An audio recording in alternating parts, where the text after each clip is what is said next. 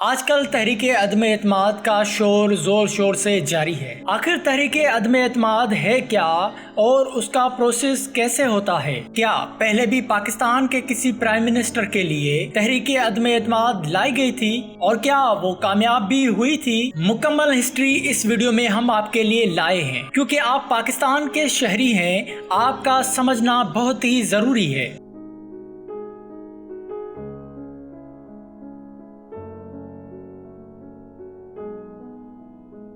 پاکستان کے وزیر اعظم عمران خان کے خلاف اپوزیشن جماعتوں کی طرف سے تحریک عدم اعتماد جمع کروائی گئی ہے۔ قومی اسمبلی سیکریٹریٹ میں تحریک عدم اعتماد جمع کروانے والے اپوزیشن اراکین میں ایاز صادق، مریم اورنگزیب، شازیہ مری، سعد رفیق، رانا ثناء اللہ اور نوید قمر شامل تھے۔ تحریک عدم اعتماد کے بارے میں جاننے سے پہلے یہ جاننا ضروری ہے کہ کیا پہلے بھی پاکستان کے کسی وزیر اعظم کے خلاف تحریک عدم اعتماد جمع کروائی گئی تھی؟ تو جی ہاں، سب سے پہلے محترمہ بینظیر بھٹو کے خلاف تحریک عدم اعتماد جمع کروائی گئی تھی، مگر وہ کامیاب نہ ہو سکی، جس کے بعد محترمہ بینظیر بھٹو کا اقتدار اس وقت کے صدر نے گرا دیا تھا، اور اس کے بعد تحریک عدم اعتماد نواز شریف کے خلاف بھی اپوزیشن نے جمع کروائی تھی، تاہم وہ بھی کامیاب نہ ہو پائی۔ پاکستان کی پوری ہسٹری میں جب بھی کسی وزیر اعظم کے خلاف تحریک عدم اعتماد جمع کروائی گئی ہے تو وہ پاکستان میں کامیاب نہیں ہو پائی ہے، اور وزیر اعظم عمران خان کے خلاف بھی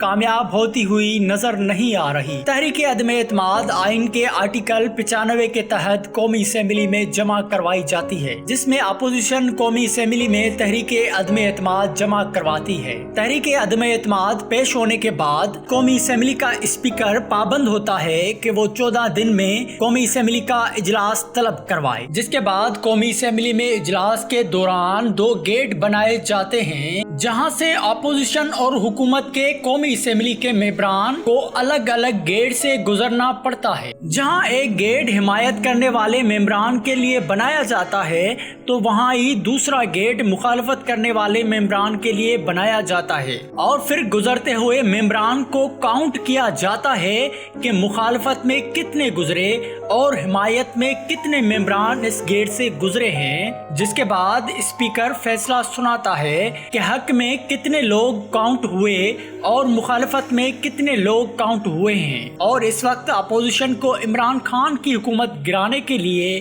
172 ووٹ درکار ہیں۔ تاہم اگر عدم اعتماد کامیاب ہو جاتا ہے تو قومی اسمبلی کا اسپیکر اعلان کر دے گا کہ عمران خان پر قومی اسمبلی نے عدم اعتماد کیا ہے، تاہم اب عمران خان کو فارغ کیا جاتا ہے۔ یقیناً ناظرین، آپ کو یہ ویڈیو معلوماتی لگی ہوگی۔ اگر آپ کو یہ ویڈیو پسند آئی تو کمنٹ کر کے ہمیں ضرور بتائیں۔ ہمارا یوٹیوب چینل سبسکرائب کریں، پریس دا بیل آئیکن، تاکہ ہماری ہر آنے والی ویڈیو آپ تک ٹائم سے پہنچتی رہے۔